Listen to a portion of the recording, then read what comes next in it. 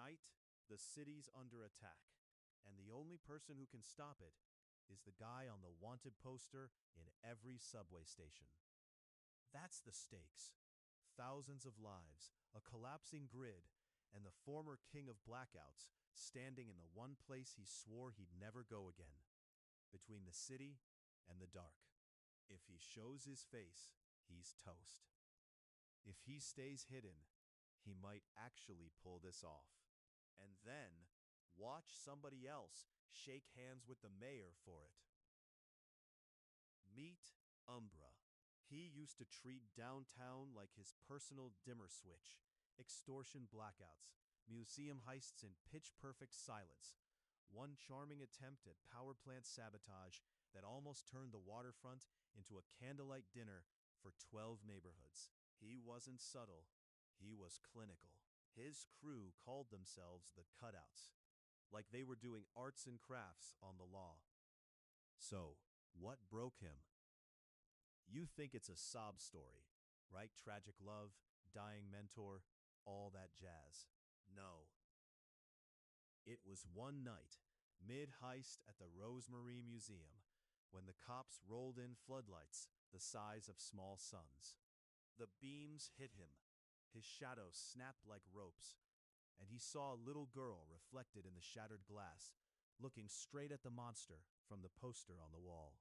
A guard, panicked by the silhouette, fired at the light, not at him, and the bullet ricocheted, grazed the kid's dad. Umbra froze. Attention wasn't glory. It was crossfire. He ditched the loot, melted into a stairwell, and swore off the spotlight, like it burned, because it literally did. Since then, he stayed a ghost. No speeches, no costume parade.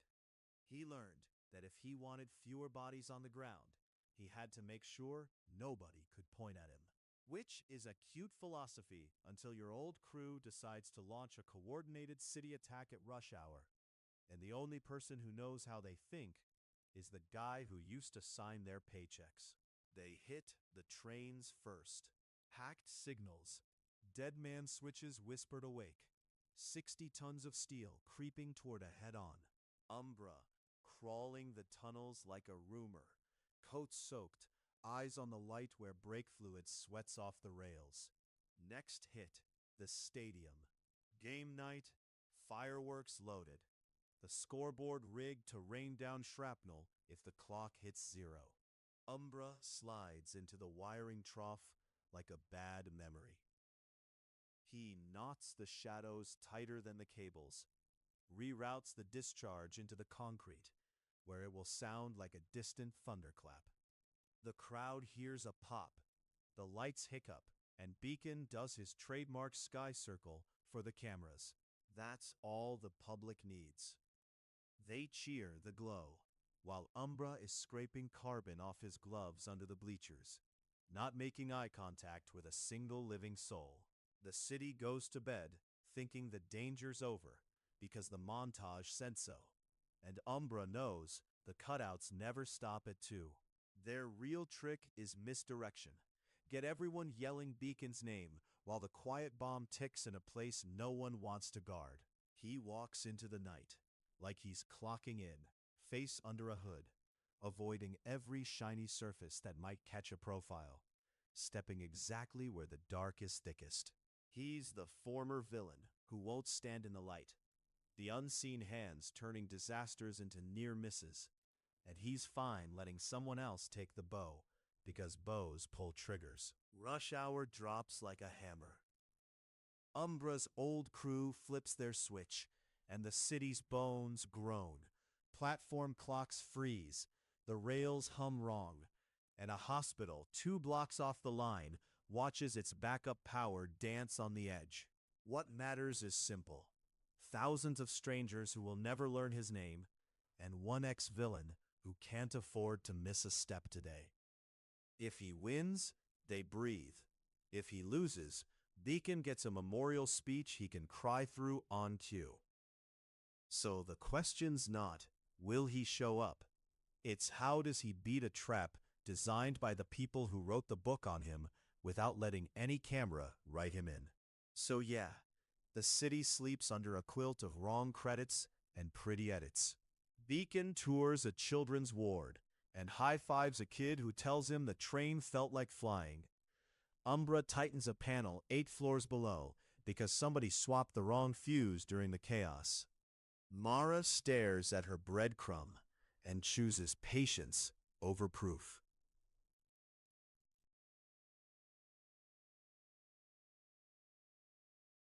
And the wanted poster waits for a fresh staple. That's the joke and the cost. The former villain keeps patching holes, everyone else keeps missing the stitches, and that's exactly how he wants it. He'll keep saving the city and staying invisible.